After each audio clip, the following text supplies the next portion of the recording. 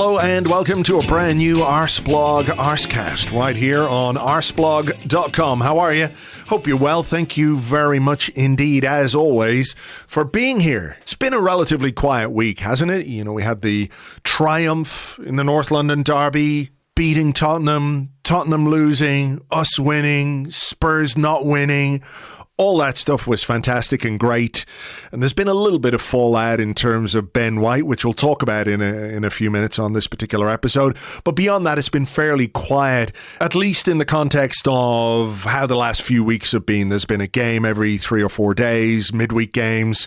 And there hasn't really been any way of just switching your brain off. And I've kind of enjoyed that about this week, that the derby win always feels good, and we've kind of been able to enjoy it over an extended period because we haven't been straight back into the saddle with a Tuesday game or a Wednesday game or something like that. So it has enabled us to enjoy the fact that we won the derby and that Tottenham fans appear to have lost their tiny little minds. If you see some of the reaction that's been going around, people accusing Perry Groves of committing hate crimes because he celebrated an Arsenal goal in the press box at White Hart Lane or the toilet bowl, whatever it's called. Be ashamed of yourself. You're on the radio. It calls you right here, you will. Excuse me, I'm going to have a scurry, please. I want to report a hate crime. I mean, I do think that guy was on just a little bit of a wind-up with that video, but still, remember last season when Aaron Ramsdale was so good in this game that one of their fans was so outraged and incensed at either the quality of his performance or the lack of quality in the Spurs performance that he kicked Aaron Ramsdale and then ran off. The online reaction this week from so many Tottenham fans has been the digital equivalent of that, and I think it's very important that we take a moment to enjoy that, bask in it, and reflect on the fact that Arsenal winning a game of football can make grown adults react in that way. Is this not one of the joys of football? Driving opposition fans to distraction isn't strong enough a word, to relative insanity, because if you took a non-football fan and told them about half the stuff that we've seen this week from Tottenham fans, they'd say, that's not normal. Those people are not normal. And above and beyond being Tottenham fans, that is absolutely true. So we do have plenty to get stuck into in this particular episode. However, before we do that, I just want to give a little update on something that we have been running throughout the month of April. We pledged to give every penny of our Patreon revenue in April to UNICEF to help kids all around the world. And today, Thursday, we've done exactly that. We have rounded it up and made a donation of 50,000 euros to UNICEF, which will go to help children all over the world who are afflicted by war, by famine, by disease, by displacement, things that are completely and utterly out of their control, but which have such a big impact on their young lives. So this money will go to help them and hopefully make their lives better. And I want to say a big thank you to everybody who has been part of our Patreon for a long time, and to those of you who signed up specifically for the month of April, knowing that your subscription for this month was going to go and help a great cause and hopefully change the lives or aid the lives of many children throughout the world who absolutely and utterly need it. So I want to thank you all for being part of it and for helping this platform to give a little back to the world at a time where it feels like it's needed more than ever. So thank you again. I really, really appreciate it. Right.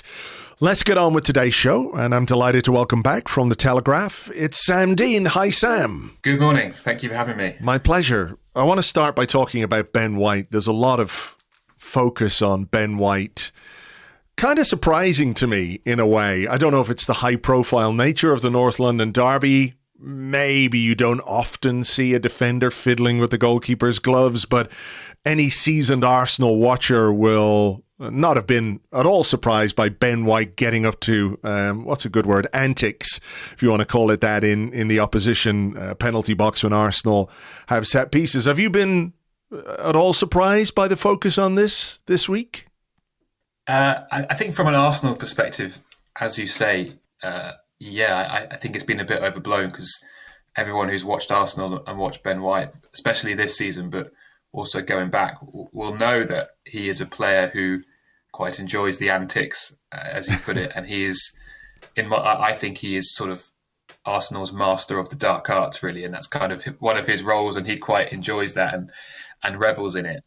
So I certainly wasn't surprised to see him getting up to his usual tricks against Spurs. But I think obviously the high profile nature of the game, and obviously the glove loosening is A, quite funny, and B, quite unusual. So I can see why that's sort of grabbed the attention, and also clearly the fact that Arsenal scored from that corner added more focus to it, and then scored again from another corner about 10 minutes later when he once again got up in Vicario's face.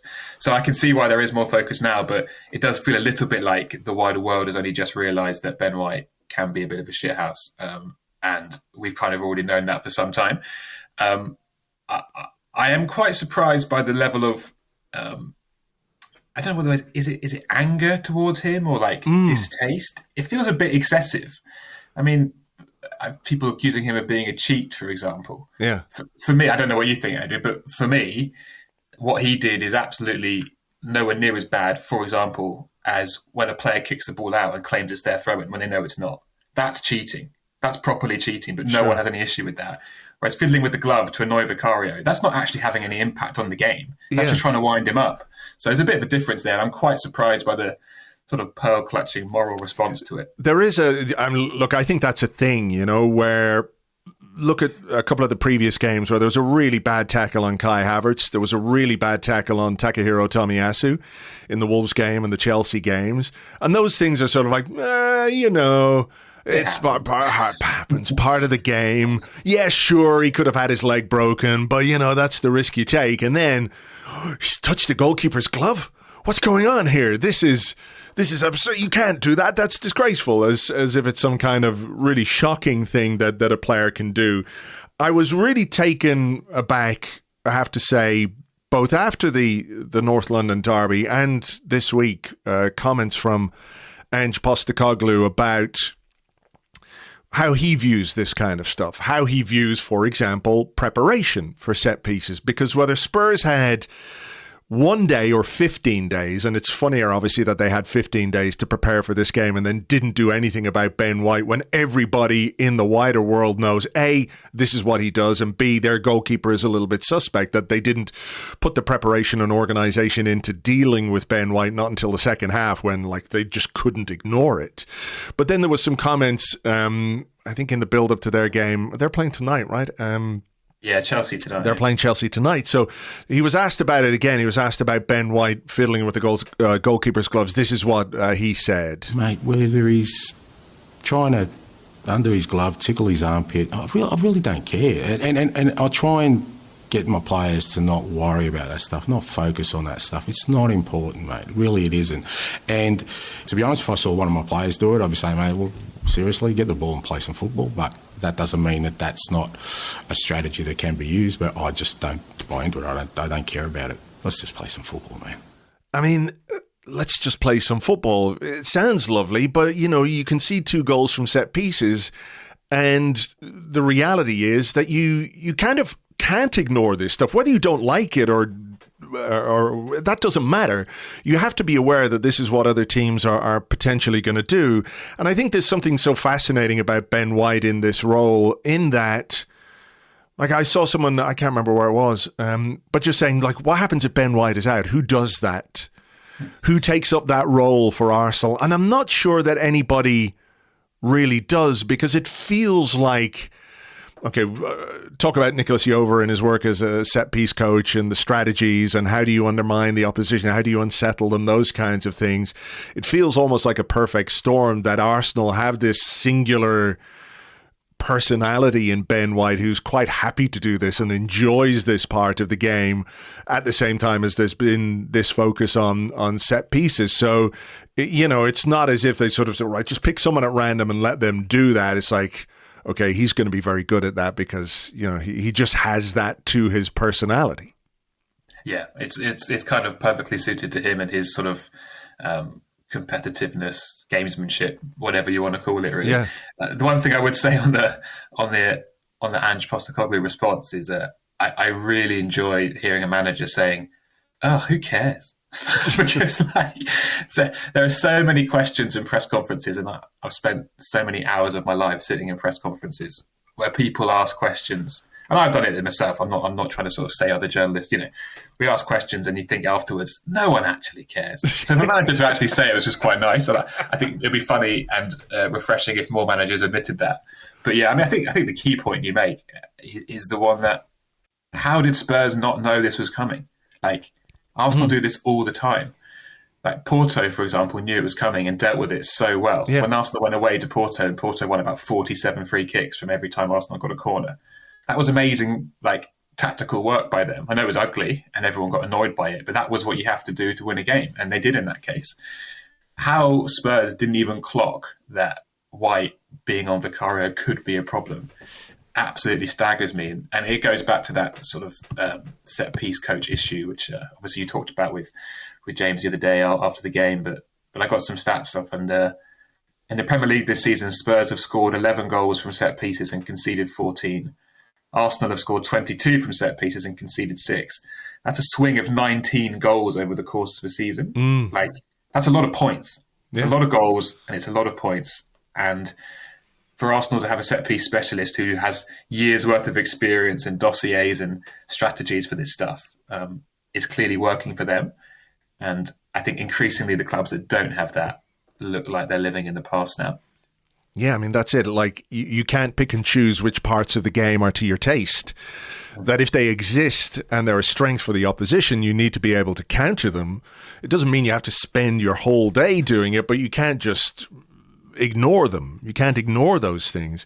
Do you think, with this increased focus, with articles in various publications this week, even though, was it Sky Sports, I think, put together a little compilation package of Ben White's best shithousery moments. I don't know if they called it that exactly, but there was a clip of about 60 seconds of Ben White, winding up goalkeepers, winding up defenders. There was an article in The Times. There was an article in The Athletic. I'm sure there were more that I haven't seen.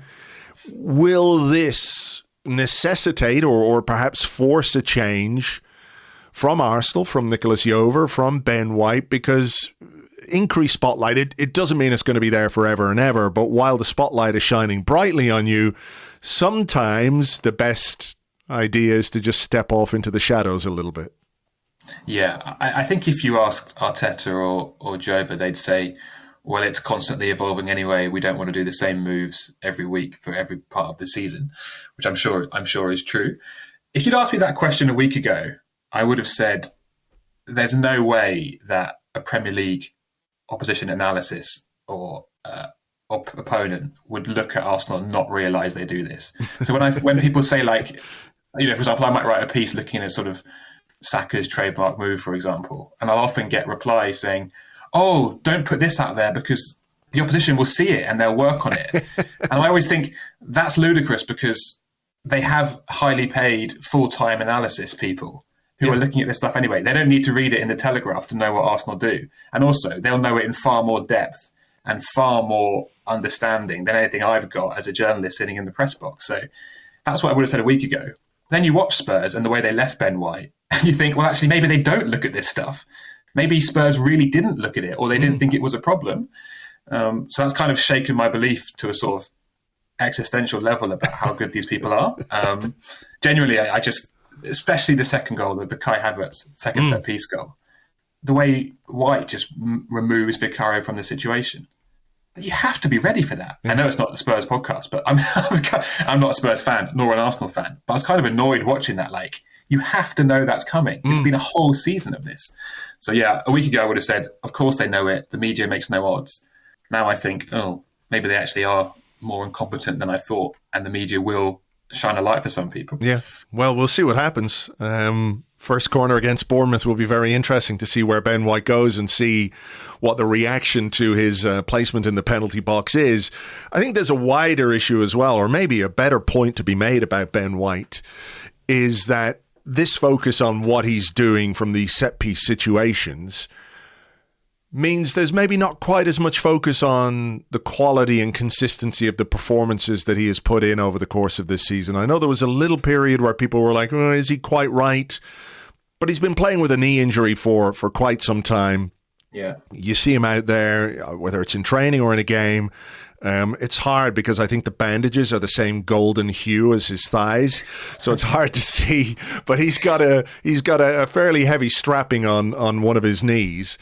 But, you know, this is a guy whose defensive consistency is incredible. I think he's in the ballpark of William Saliba and Gabriel in that regard. That when you think if there's an area where Arsenal might be slightly vulnerable in defence, it tends to be down the left-hand side because there's an uncertainty about the left-back position, and some of the moments that we've had in that area of the pitch are the ones that spring to mind most quickly for me when it comes to defensive issues. But also, you know, he contributes a lot going forward. He's got 4 goals this season, 4 assists, which is 4 times as many in both categories as Anthony has for Manchester United. So this is, you know, for all the talk about what he does and how he winds people up and whether it's cheating or whether it's gamesmanship, but whatever about that, the discussion about Ben White, the footballer, tends to be sort of slightly obscured by all that. Yeah, I totally agree. And also obscured by the England situation as well. Like a lot of the conversation around White is clouded by that. But I really think that Ben White has been probably one of Arsenal's top 3 players this season. Certainly since the Dubai break in January, he's been exceptional. What I find the most impressive and sort of striking about White is the way his game has evolved since he joined Arsenal. He came as a ball-playing centre-back who dribbled out, and in his first sort of 6 months did quite a lot of those dribbling runs. And then he stopped doing that, which I imagine was a coaching thing. Arteta saying, hang on, let's not go wild running out with the ball from the back. Then he got moved to right back, and for the first half of last season effectively played as sort of another right-sided centre-back and didn't push on that much. Then he started to overlap a bit more and contribute a bit more going forward last year. And this year he's done all 3 things brilliantly. And as we saw around sort of February time, for example, that West Ham game, he's now at times coming in and inverting and playing that Zinchenko role from the right. So this is a guy who can pretty much do everything. And the sort of way he's added that to his game, I think, is a triumph of his personality, of his adaptability, and also of Arteta's coaching and the coaching staff, because they've added these strings to his bow. And with each season, he seems to be getting better and better. And I really wouldn't be surprised if we see more of him next year coming into midfield and taking that position up in the way that Zinchenko has for a lot of this season, or Tomiyasu has in the last few games. He's kind of got it all, and I think he's the best right back in the Premier League by some distance now. Yeah, obviously the England issue will somewhat cloud that for the foreseeable future, which is a shame, but that's the world for you, I guess. Yeah, I think he's pretty close to... He should be in the discussion for player of the season. He probably won't get it because there are other players who do things, higher up the pitch, which tend to get more focus and are more impactful, maybe. But I think he's right up there, and the consistency he's shown is remarkable. Yeah. Let's leave him to one side and let's move on and talk about a different player. This is Gabriel Jesus now, who, via reporting from James yesterday in The Athletic, is a player that Arsenal might consider letting go in the summer. And I think it's important to point out that just because a club might consider an offer for a player, it doesn't mean that they think this player is useless or washed up or not useful in any way. But it is interesting, isn't it, that this is a guy who arrived at the club last season, first part of last season before he went to the World Cup. It was like, oh my God, look at what he's brought to this team, the dynamism, the movement at 9 when, we had been a bit static up there, it's fair to say, with someone like Alexandre Lacazette, and Jesus came in and was so integral to that amazing start to the season that Arsenal had. Even if you probably felt sometimes his finishing let him down, he was contributing a lot to the way that the team was able to play football and dominate matches and score goals, and went to the World Cup, had this injury, and I think since then probably hasn't been quite the same. I'm not quite sure where you stand on this. Is this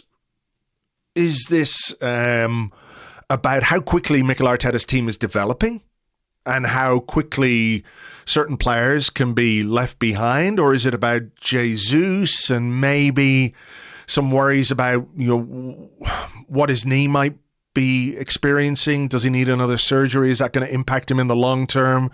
He's only got 4 goals in the Premier League this season. Champions League, his stats are very good based on the amount of appearances he's had, but in the Premier League, not so much. I mean, is a little from column A, a little from column B in that regard, that, 18 months ago, it would have been unthinkable that now we could be considering potentially letting a player like him go because of just how impactful he was. Yeah, it's a really interesting one. It was a really good piece by James yesterday. The one thing I'd say is that Arsenal, the way they operate and the way they intend to operate, they have to consider offers for a lot of their players if there are offers to come. I would say there's probably a handful of players you would say are completely untouchable. Saka being one of them, Odegaard, Saliba. Beyond that, if someone big out there wants to pay huge money, Arsenal have to be thinking about it. And certainly with a player like Jesus, who isn't a guaranteed starter anymore, and he's not having the impact that he was having, as you say, in the first half of last season. So I think Arsenal would be foolish to not entertain offers or at least listen to them, have discussions if they come. But obviously, if they come is quite a key part. And you mentioned the knee problem, and Jesus himself has said that he might have to look at that in the summer and potentially go back in with another operation. And I would suspect that might hinder any chance of him leaving. If no one's going to want to sign a player who's got a dodgy knee and needs to fix that, especially a player who earns huge money. And Arsenal will want a big transfer fee for him because he's still got a few years left on his contract. So, in terms of the strategy of Arsenal being willing to listen to offers for players, he certainly is no longer in that untouchable category. Whether an offer comes forward or not, I think we'll have to wait and see, of course, and who wants to go for him. My personal view is that Arsenal need to strengthen their front line this summer, not weaken it. And I think Jesus is a player who strengthens it. Maybe not in the way that people expected as of the first half of last season, but he can play left, as he has done quite well recently at Brighton away, for example. I thought he had a very good first half, won that penalty. They got the ball rolling. He can play right, which we know is very important if and when Saka finally gets an injury or suspension or whatever. That is going to happen at one point, Arsenal fans. I'm sorry to say it, but that is going to happen. And he can play up front, as we know. So I think Jesus is a really valuable player to have in that squad. The question is, do you want to be paying that much money to a player who is a sort of cover for the front 3 positions, maybe? And I can see how that will be a discussion point within the walls of Arsenal. But I think he's still got so much to offer for Arteta in this squad next year and going forward. And his personality as well. People forget that he was put into the leadership group within about 2 weeks of joining the club. And he turned up and was just instantly, the respect he had earned and the status he built up there said quite a lot for who he is. And I think he's not had a great season in terms of numbers, and obviously in recent weeks has been outshone by Kai Havertz in that number 9 role. But there's a lot more to come from Jesus, I think, and I would be surprised if a suitable offer did arrive. But equally, if it did, I wouldn't be surprised if Arsenal thought, now's a good chance to make some money. I tend to agree with you in terms of what he brings to the team and the squad. I think if Arsenal were to sell Gabriel Jesus and, before they sold, for example, Eddie Nketiah and Reece Nelson, they've made the squad weaker. I think the versatility is important. I think as well, there's probably something about the comments he made about maybe needing an operation in the summer, about prioritizing his own fitness rather than the needs of his club or his country, which might sound a little counterintuitive because you want players to put themselves on the line for you. But I think if you look at what happened, I think he's probably done that this season because he's been playing through pain, as he said today, quite a lot. Obviously, in the summer, he played in pre-season, played against Barcelona, got kicked around a lot, and then had to go back under the knife. Yeah, it reads to me, and my understanding is that he's been managing this for quite some time. And the summer will be the chance to have a sort of clean break and work on it at the expense possibly of country. Yeah. So he's I think in terms of sort of commitment to the cause, I don't think anyone can question that in that sense. Yeah, no, true. But I think maybe he's realized that if you do that, there is an impact as you get to, he's 27 now, turned 27 in April. So you kind of have to think about, right, how can I get the best out of the remaining years of my career? So do you go to a World Cup while you're managing a knee injury? Of course, there are things I think that you can reassess as a footballer and perhaps focus on being more available and being fitter and prioritizing your availability, because I think we know that one of the key things for Mikel Arteta is availability. That I think there's a connection between some of the players who've been on the fringes this season and the fact that they've spent long periods out injured, whether it's Emile Smith-Rowe or Fabio Vieira. I'm not saying it's their fault that they're injured, but I have a suspicion, I don't know if it's true or not, that something goes on in the back of Mikel Arteta's mind when a player is injured a lot, and whether he can trust them, whether he can even trust them to put them on as a sub at certain points. But I think there is, fitness permitting, I think you're right that there is a lot more to come from Jesus, that there is a quality to his all-round game that is going to be really, really useful, or could be really, really useful. And I think if Arsenal, again, are going to be in the Champions League next season, I think his numbers were 4 goals and 3 assists in 8 games. So, almost a goal contribution in every Champions League game so far for Arsenal this season. That also has to factor into the equation, factor into the thinking when you're doing your squad building. What kind of price, if you were sitting there with Edu and Jason Ato, what kind of price would you think is the sell price for Jesus? I mean, it's such a difficult question because the market in the Premier League is very much its own thing, isn't it? It's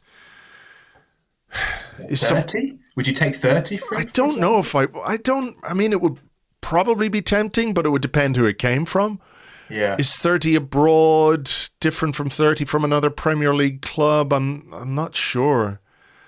I mean, I think there are other players, like when I think about how Arsenal are going to rebuild this summer, I think there are other players who, like Jesus' position as somebody like, you'd have to think about it, is because he's got value.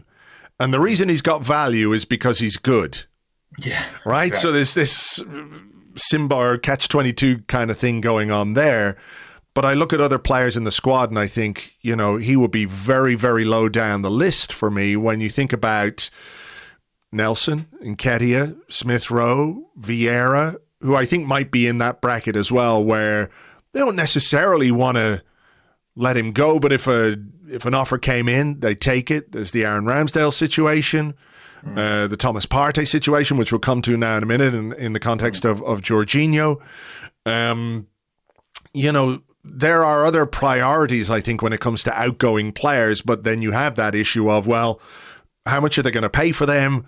And the fact that Jesus is valuable is also tied inextricably to his quality as a footballer. So it's complicated, isn't it? It's complicated, and it's something that Arsenal, for all their many improvements and strengths over the past few years, is something they've just not done well yet. I think Edu's done a fantastic job, but there are still questions to be asked over the sales. Mm-hmm. And I think, I don't want to sort of be a Debbie Downer on it, but I'm looking at this summer and the fringe players that Arsenal would be happy to lose. And I'm struggling to see a huge market for these guys. And we'll come on to Partey, so I'll leave Partey out of it. But the issue with Eddie Nketiah, for example, is that he's on massive money. My understanding is around 100 grand a week. If you're Crystal Palace, for example, that makes him effectively your highest earner. Have you seen enough from Eddie Nketiah this season to make him worth that risk, make him the highest earner in your squad? I'm not sure you have. And it's an issue partly that goes back to Arteta and the way he treats some of these fringe players. And that's not a criticism because he has to pick a team to win. But it's also unquestionably true that the value of some of his players has declined quite rapidly because of the way they've not played. Emile Smith-Rowe on big money. Reece Nelson on big money. Do you think who's going to take these guys on amongst these salaries? I've seen so much discussion of these salaries, but were Arsenal sort of caught between a rock and a hard place to an extent with someone like Nketiah and someone like Reece Nelson, where they could go for free? Realistically, Arsenal should be able to get some money for them, but because of the timing of this, that there's a sort of benchmarking element to the salaries that they've had to pay these guys, because in order to hold on to Bukayo Saka and William Saliba and Martin Odegaard, Saka and Saliba in particular, I think because of the contractual situations that they were in, they've had to pay them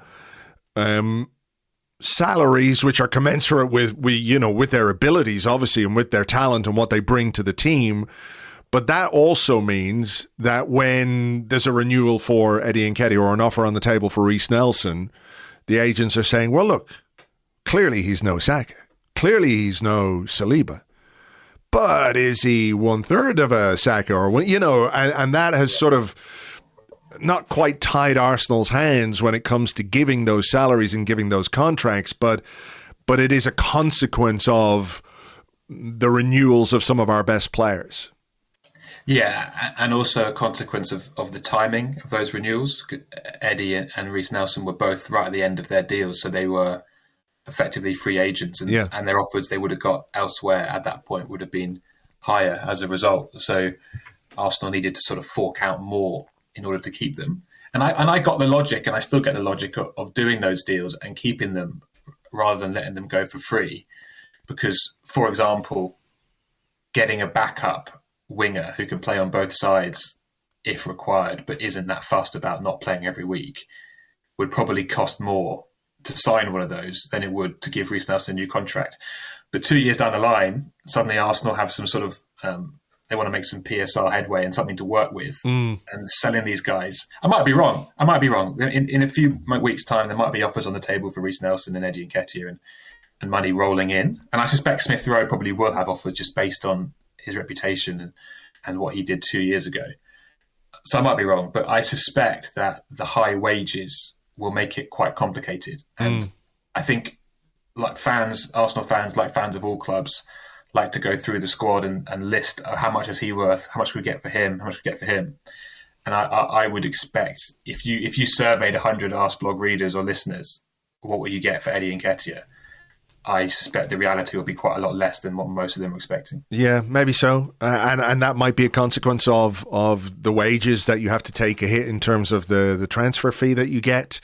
Yeah. Albeit, if you do get money in for Eddie and Reece Nelson, it is good for PSR. It is booked as, I think, pure profit. I don't know quite exactly how it works because they're academy graduates. So we'll see. Before we just come on to the Jorginho thing, we've talked about Gabriel Jesus as a player who came in and was really influential. And I think the same is true of Alexander Zinchenko last season, that now obviously things are a little bit different, but I think it would be wrong to overlook the impact that he had on the development and the progress of the team last season in particular. And things, change quickly in football. Is he another one who Arsenal would and should be prepared to listen to offers for? I'm not sure the player himself would be particularly keen on leaving or departing, but the reality of Arsenal's left-back situation, whether it's Jurriën Timber who plays there next season, whether it's a signing in the summer, even with the options that we have right now, Zinchenko's place in the pecking order is lower than it was. He was very clearly the first choice left-back. Now he's not. He could be second choice, depending on the game. He could be third or fourth choice left back. And again, we're talking about somebody who came in, had a big impact, and now is considered somebody who Arsenal could potentially move on. Yeah. I think the argument about Arsenal moving on from the player is a lot more applicable to Zinchenko than it is to Jesus, in my view. I certainly think these last few weeks and Arteta's kind of reluctance to use him has been quite instructive of how he views it. As you say, Zinchenko was great last season, and I think he's still got a lot to offer, but it seems clear to me that there's this slightly weird atmosphere around him now, and it's made me a little bit uncomfortable, to be honest, and you can hear it at the ground a lot. People, it feels like sometimes Arsenal fans always kind of have something to argue about.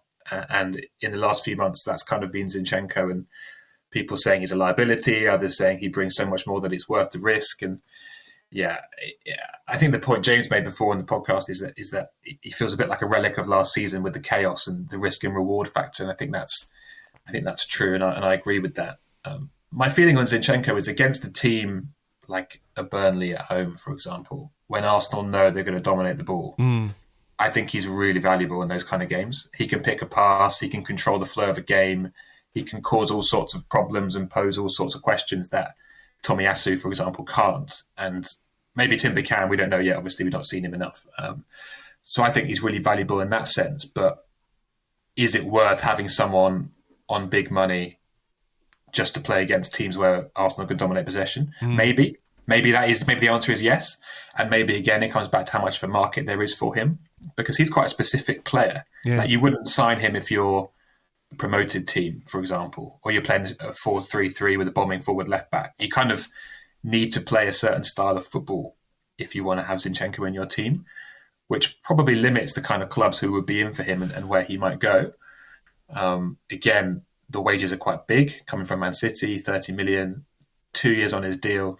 I'm not convinced it's going to be a huge market for him, but I certainly do think if there was an offer, it would make a lot more sense to me for him to leave than Jesus in the equivalent scenario. What about the argument, you see people make it that, well, he plays where he plays for Ukraine, he's a number 10 by trade.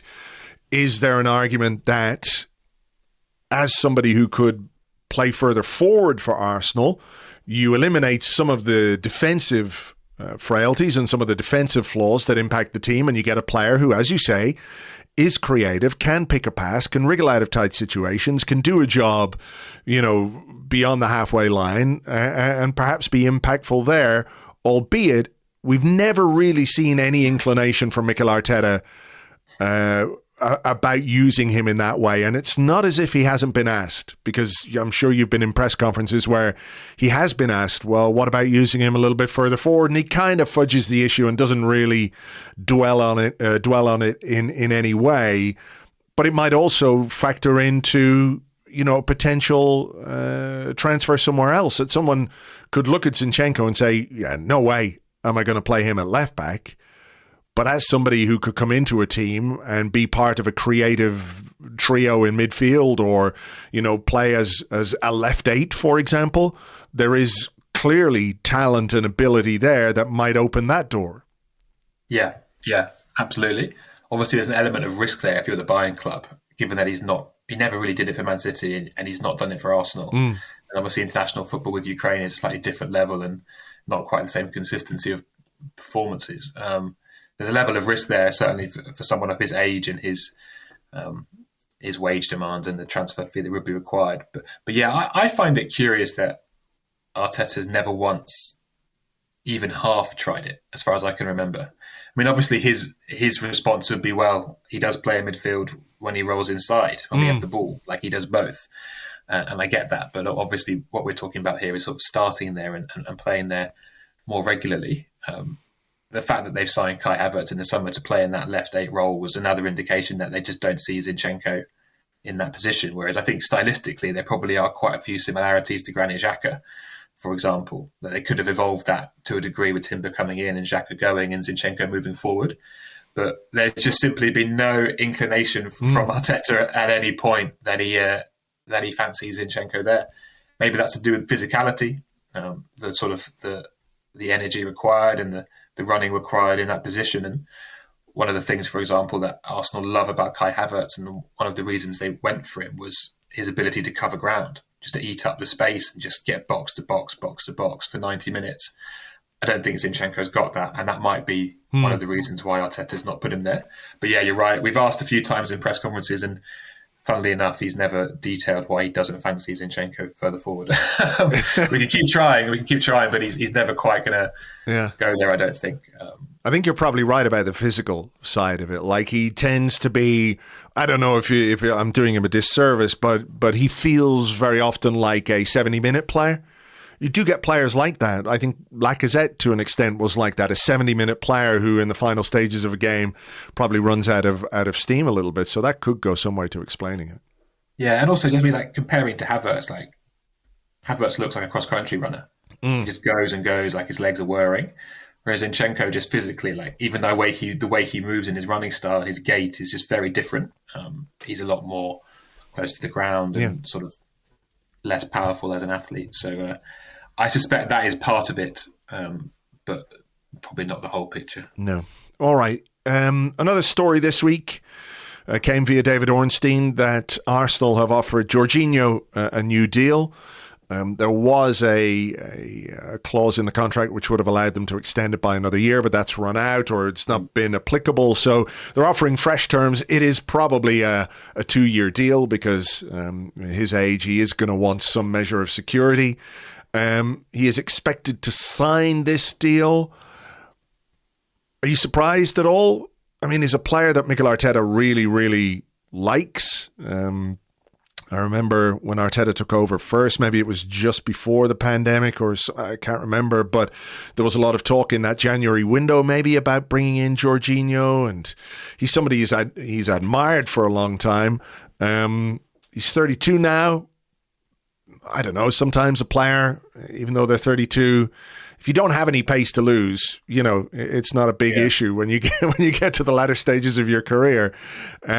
So it looks like he is going to stay. Any thoughts on that and any surprise that the club have decided to extend him?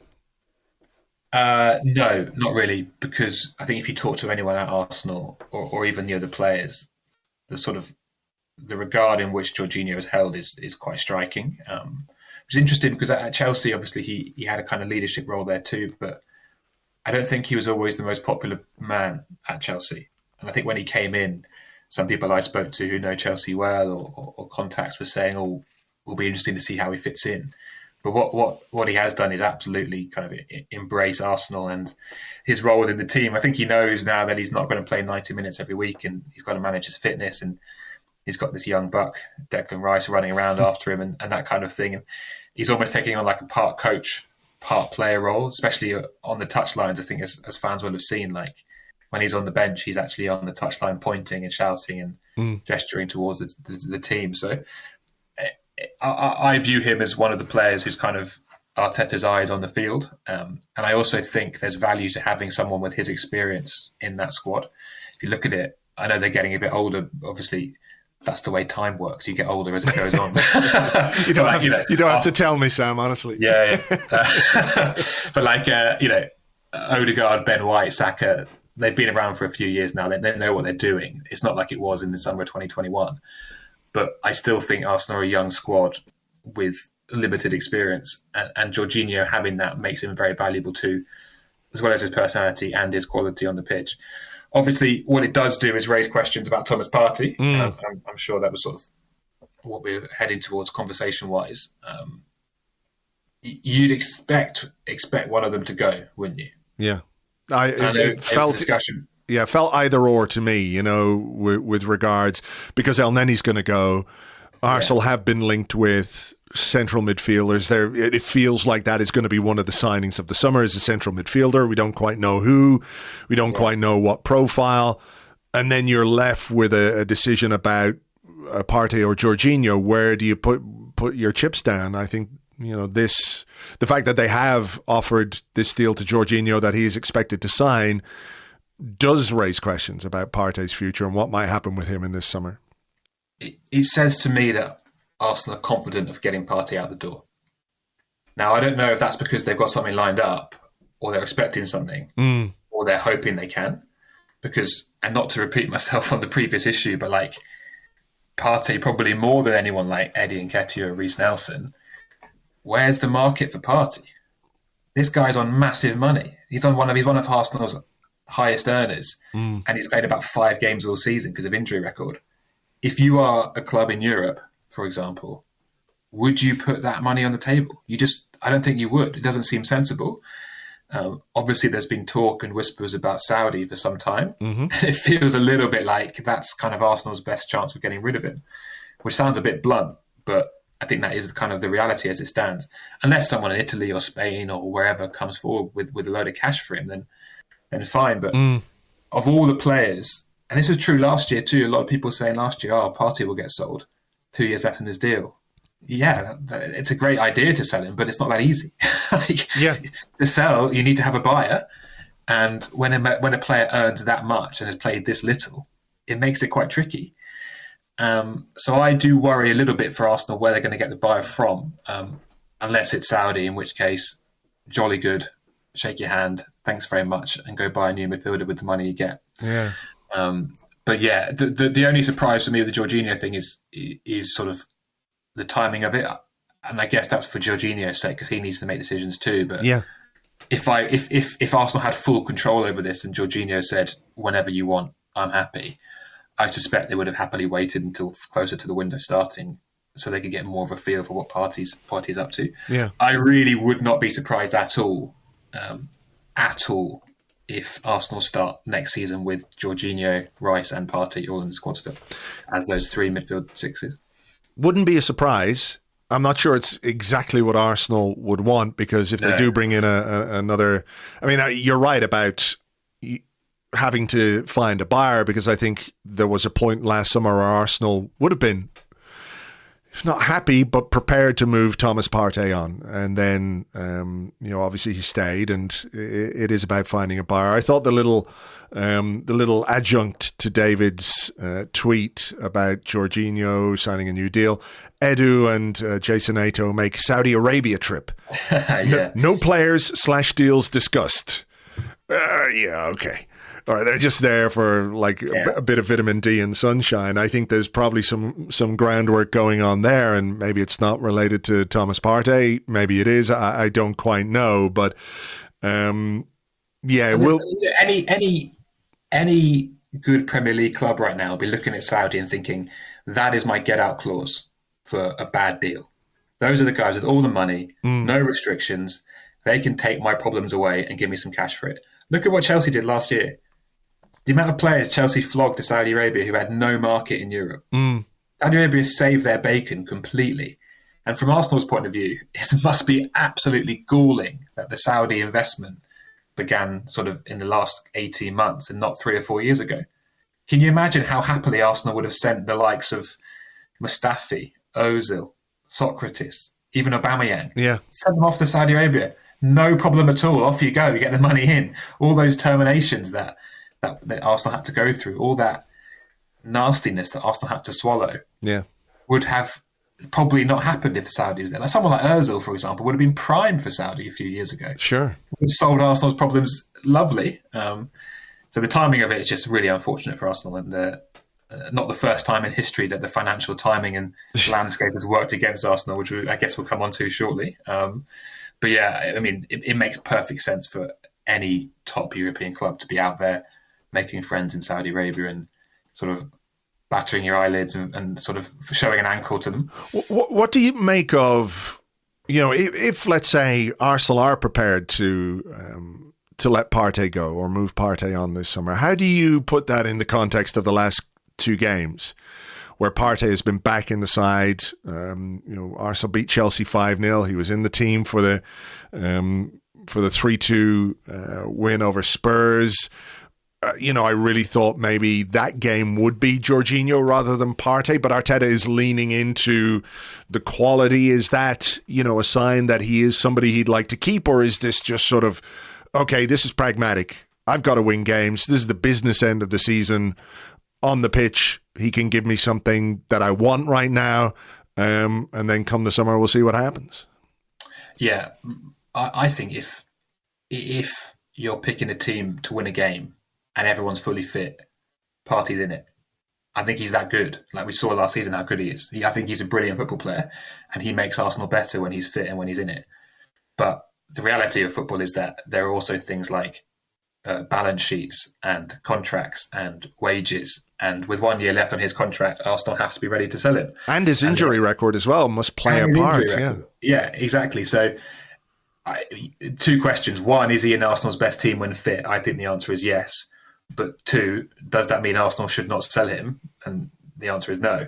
So it's a bit of a fiddly one. I'm sure from a coaching point of view, Arteta would not object to another year of Partey available in his squad, because we know how much Arteta rates him and what the players say about him and how good he can be. And I thought he was very good against Spurs, for example. I know he lost the ball quite early on, but after that, I thought he was really very impressive. And I do think he offers some things in there that no one else in that squad can do. But, and the key but is, there are other things to take into account with him: age, wage, injury situation, contract length, and all of those things to me point towards him leaving if they can find a buyer. All right, well, look, summer will tell us plenty about what's going to happen to Arsenal's midfield, who's going to stay, who's going to go, who's going to arrive. That's down the line a little bit. I did want to ask you as well this week, there was an interesting vote held by Premier League clubs, which is about exploring measures to put a cap on player spending. I think the word anchoring is used. So this would be basically a multiple of the broadcast income paid to the lowest team in the Premier League. They're talking about it being 4 or 5 times that, and that would be like a hard cap on what you can spend on players. There were, all these things that the Premier League does have to be voted on by Premier League clubs. So the clubs vote for these things.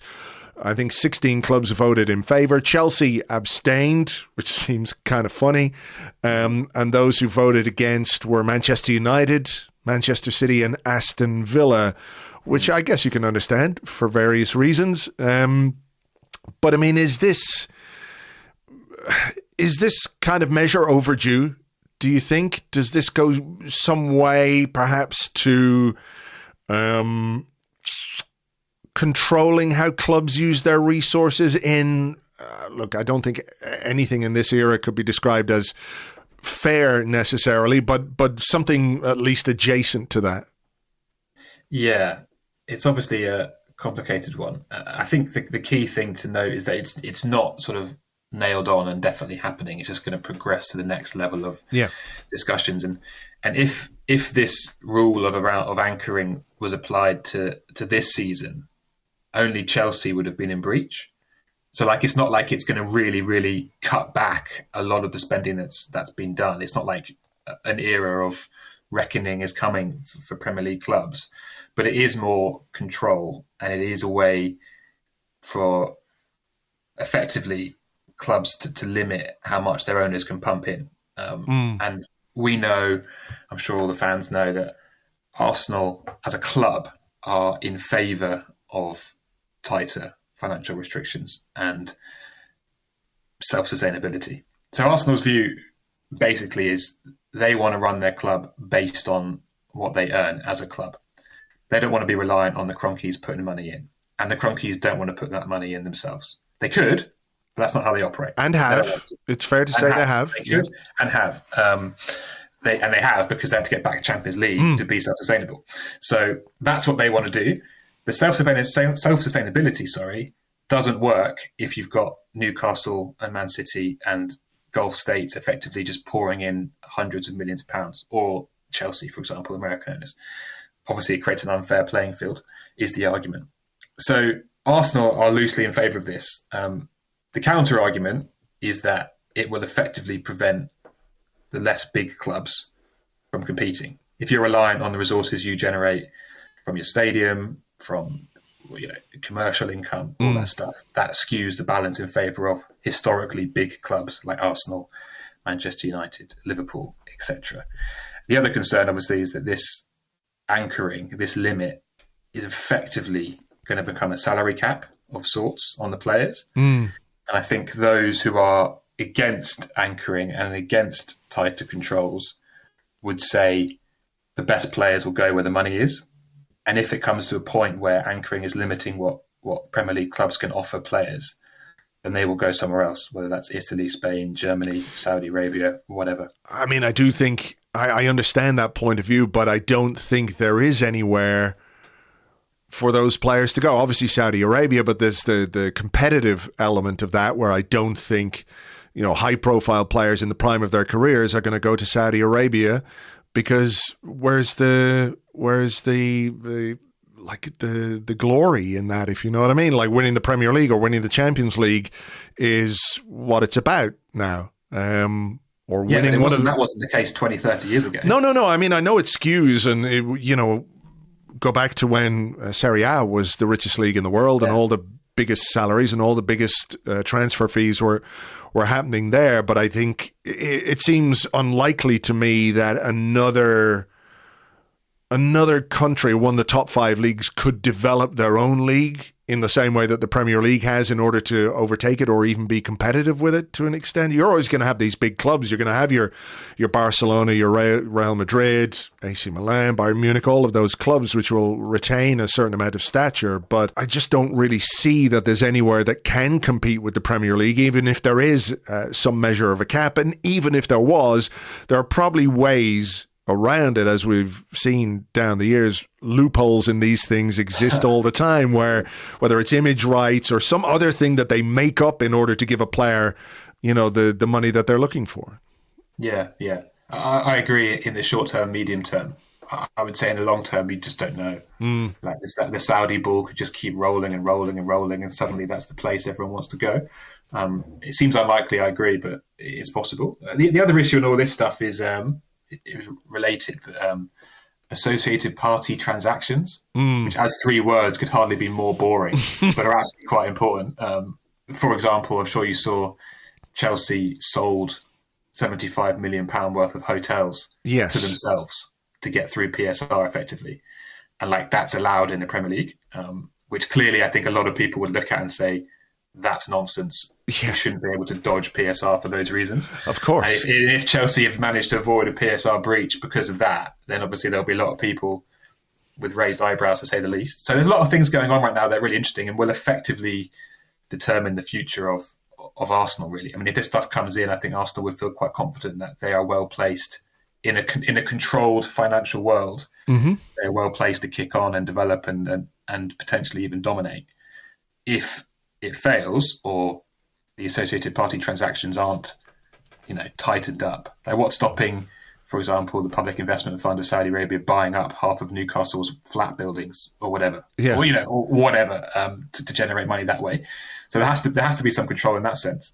The other argument, and it's one I'm kind of, sometimes I wake up and think about this because I'm a really cool guy like that. So it's the sort of thing that's on my mind. If I went and bought a fish and chip shop in Dublin, for example, sure, I could do what I wanted to do with it. It's my shop. It's my business. I wanted to put all the money on ice cream and not sell any chips. I could do it. Yeah. And yet in football, you can buy a Premier League club, but then you've got a whole industry telling you, oh, no, you can't spend that much on that player and you can't spend that much on this player. So I kind of sometimes find myself thinking, it's a free world. It's a capitalist society. If Newcastle want to spend $1 billion on players, then they can. But obviously, I understand the argument against it, very obviously. But do you see what I mean? Like, it's sometimes an existential crisis of mine. No, I get it. I suppose there do have to be guidelines and things because, a fish and chip shop, you're competing with the fish and chip shop down the road, right?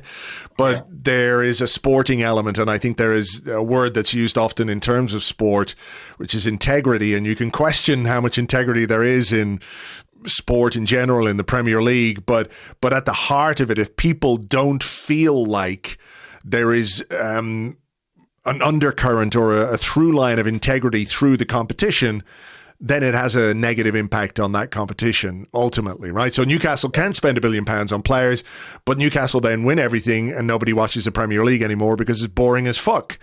Whereas, it was something like that, Whereas, you are selling a fucking shitload of ice cream because actually it turns out the people in that neighborhood have had their fill of chips and they just love your ice cream. That could work for you, but I think in sport it's a little different. The other argument against all this anchoring stuff and effectively limiting what you can pay players and pay for players is, in that case, where's the money going to go? So let's say you got all the money coming in, but you can only spend a certain limit of that 5 times the bottom club's broadcast earnings. The money is still coming in to the Premier League.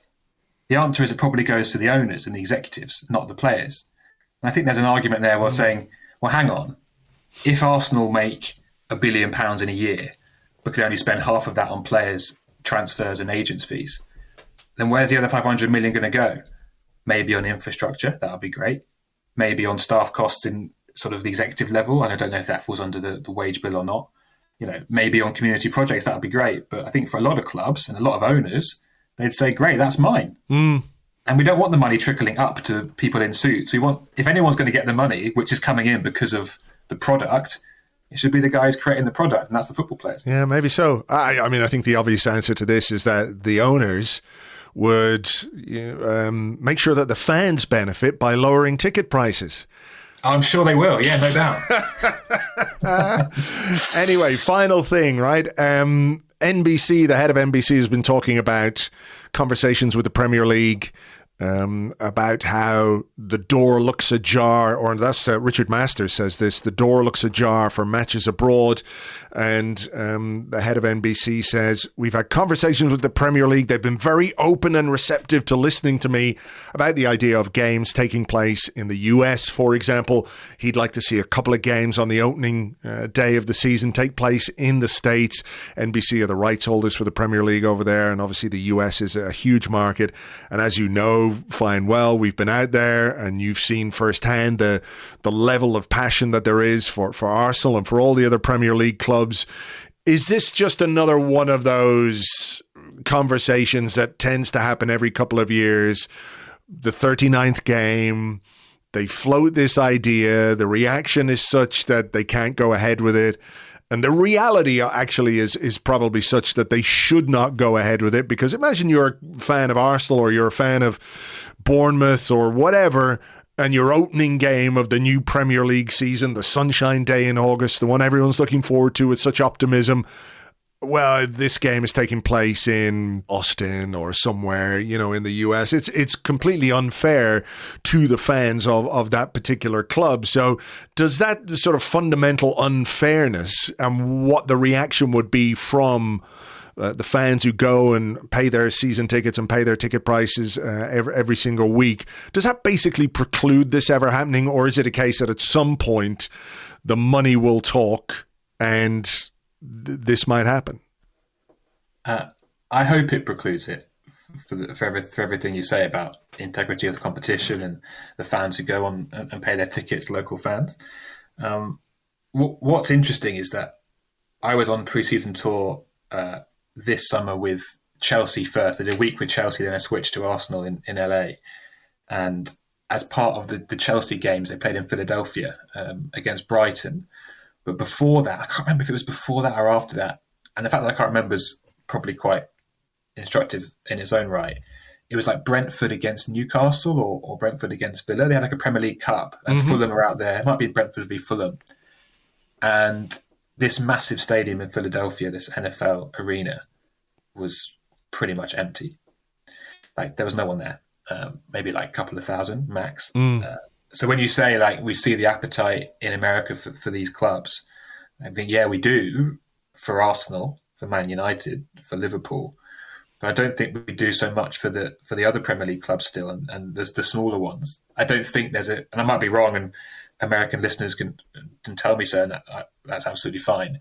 But I don't think there's a huge appetite out there for Brentford v Aston Villa, for example. Sure.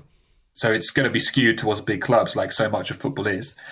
And again, that raises even more questions about who's going to go and when, and is it going to be worth it, and all those things. My personal view is that it feels inevitable that there will be some sort of Premier League thing in America. And the Premier League Cup was the thing this summer, and it was, I think, moderately successful, and I think, fine. And it suited clubs like Brentford to go there and spread the good word about the bees and all that stuff.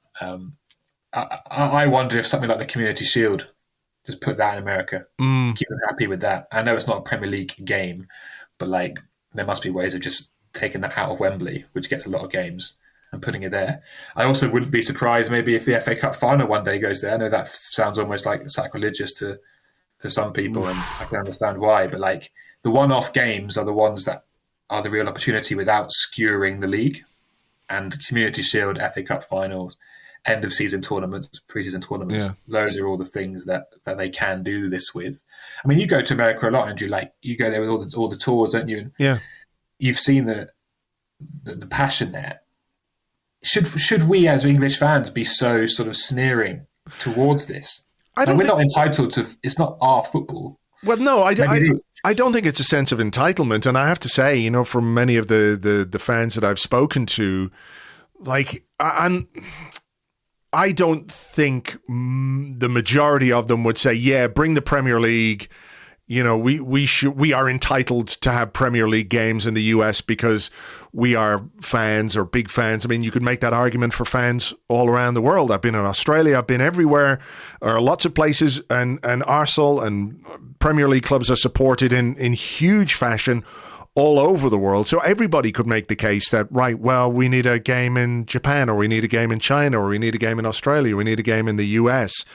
I think fundamentally, and I'm saying this as an Irish guy who started a website about Arsenal when I was living in Spain, that if you choose to follow, or if you're a supporter of an English football team, then I think your expectation, if you want to go and see that football team outside of the occasions where they come to do preseason or play some friendlies, if you have an expectation of going to see that club in a competitive game, it's got to be where they play, which is in England, or maybe you go to a European game, you get to a Champions League game, something like that. So I don't think it's sneering. I think there is an element to which you have to protect, again, going back to integrity or history, or you know, what has attracted all these fans all around the world to Arsenal, to the Premier League, to Liverpool, to Manchester United. What has attracted them? It is what the Premier League gives them, because of the rivalries, the locality, the geography, the stadiums. All of that is what has attracted people to the Premier League. And I think that really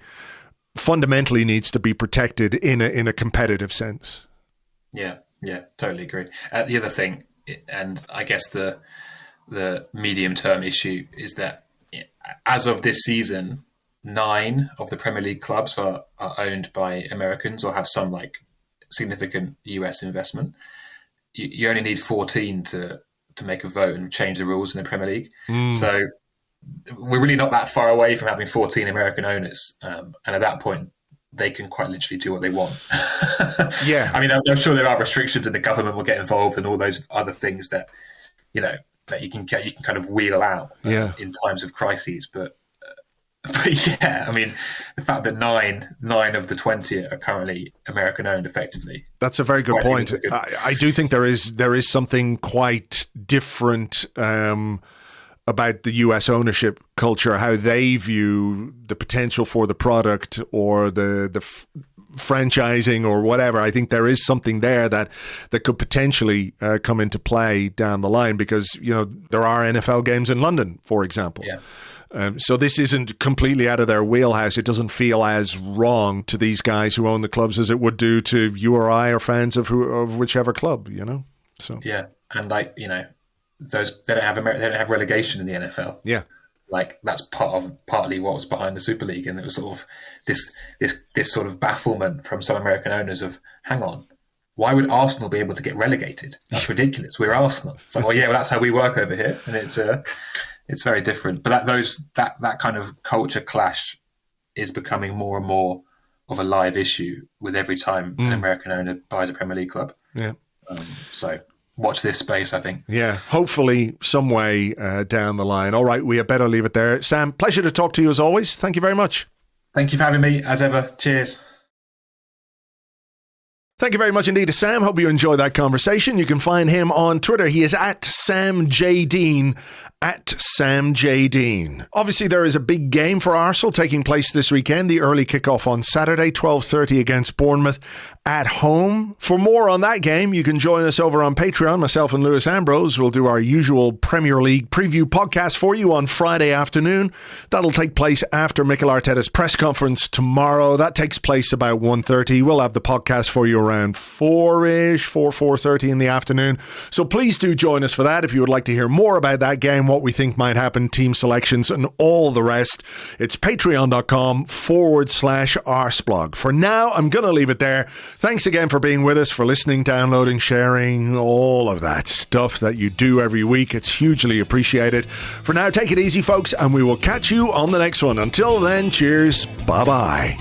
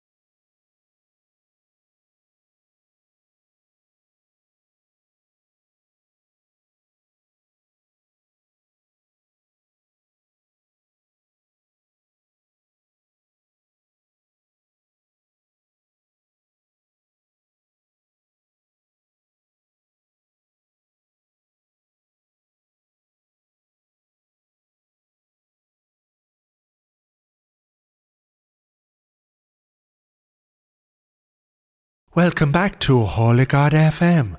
And that last track was Kendrick Lamar, who's written a very nice diss track about the devil himself, or as other people call him, Drake. Now we have a letter here from a listener who says, Dear Holy God FM, I am in a bit of a quandary.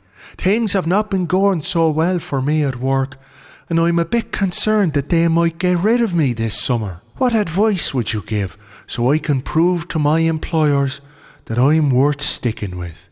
And the letter comes from, Jesus. Well, Jesus. I assume that means good Jesus or God Jesus. Which makes sense, because Jesus is God and God is Jesus and the Holy Spirit and all that Trinity stuff, like the Matrix. Well, good Jesus, all I can say to you is have faith in your own ability and trust that you can deliver on the big stage. And if you can do a little miracle, make sure those financial bastards in their light blue jerseys with their 115 charges drop a couple of points along the way. Okay, time for some more music here on Holy God FM. And this is from her new album, which is also an old album, but it's back out again, so it's new. This is a song about a man who applauded when he shouldn't have. It's called Hate Crime. Harry meant no harm, he was just having fun, applauding in the stands, under the shining sun. The Spurs fans were offended, felt their pride was undone. They called it a hate crime, but ain't that a little overdone? Hate crime is just a silly game. Can we find some peace and put aside the blame? The world's so divided, it's not fair to blame. Oh, hate crime is just a silly game.